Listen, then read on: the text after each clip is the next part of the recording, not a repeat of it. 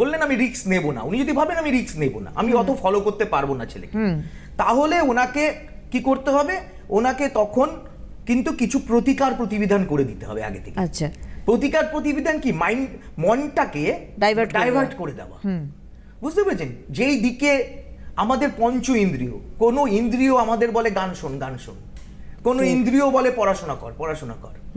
হ্যাঁ, দেখবেন অনেকে বই খাতা পরিষ্কার করে অনেক স্টুডেন্ট বসলো পড়তে পড়বে 1-2 ঘন্টা, তারপরে পরে বা একদিন, তারপরে আবার সে চেঞ্জ হয়ে গেল, ঘোরা ফেরা বেড়ানো, আর পারলো না।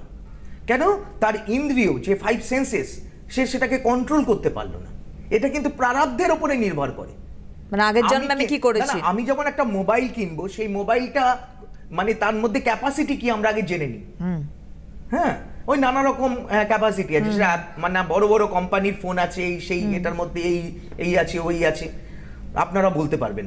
কিন্তু সেই রকম সেটা নিয়ে জন্মাতে হবে, সেটা নিয়ে জন্মাতে হবে। আর যে জন্মায় না, প্রতিকার কার লাগে?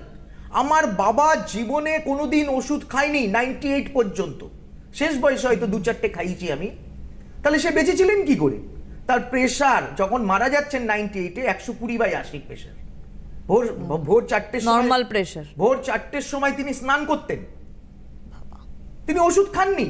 তা বলে এখন আমি যদি তাকে ফলো করি, তার শরীরটাই ওভাবে তৈরি, সে ছোটবেলা থেকে ওইভাবে নিজেকে তৈরি করে রেখেছেন। হ্যাঁ, একদম শরীরে এক ফোঁটা চর্বি ছিল না, একদম মানে তিনি পুজো করতেন, পুজো করতে করতে করতে করতে এই মন্দির ওই মন্দির সেই মন্দির, সারাদিন তার ভোগ প্রসাদ খেয়েই দিন কেটে যেত। আচ্ছা, এবং এসে আমার স্ত্রীর সঙ্গে বসে গল্প করতেন, আমি এই খেয়েছি, আবার নিয়েও আসতেন সকলের জন্য। তার মানে তার ধারাটা ওরকমই ছিল, তার ধারাটা ওই রকম ছিল।